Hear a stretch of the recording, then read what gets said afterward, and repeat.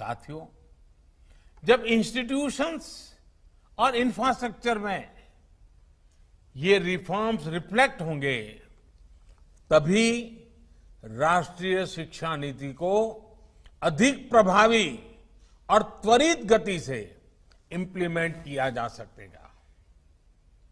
आज समय की मांग है कि इनोवेशन और एडॉप्शन की जो वैल्यूज हम समाज में निर्मित करना चाहते हैं, वो खुद हमारे देश के इंस्टीट्यूशन से शुरू होनी चाहिए, और जिसका नेतृत्व आप सबके पास है।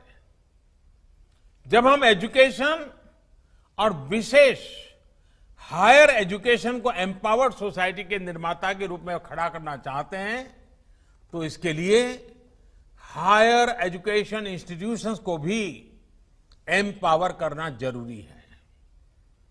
और मैं जानता हूं, जैसे ही इंस्टीट्यूशंस को एम्पावर करने की बात आती है, तो उसके साथ ही एक और शब्द चला आता है, और वो शब्द आप बड़ी बात ही जानते हैं। वो शब्द क्या है? ऑटोनॉमी। ऑटोनॉमी। आप भी जानते हैं कि ऑटोनॉमी को लेकर हमारे यहां दो तरह के मत पूरे देश में प्रवर्तमान है।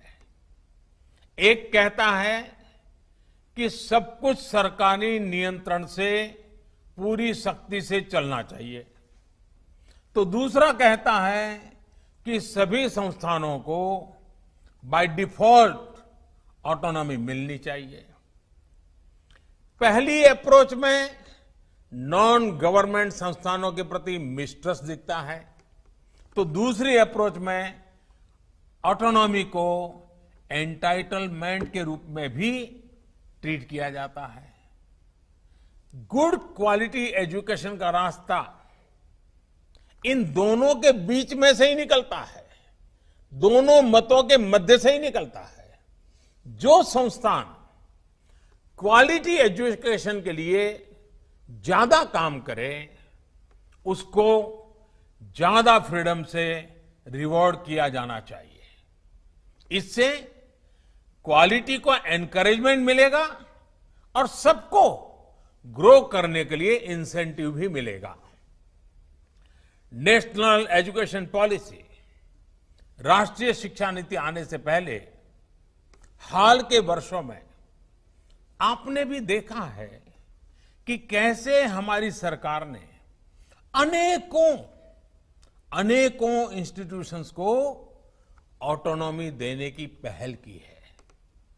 मुझे उम्मीद है राष्ट्रीय शिक्षा नीति का जैसे जैसे विस्तार होगा, शिक्षा संस्थानों को ऑटोनॉमी की प्रक्रिया भी और तेज होगी।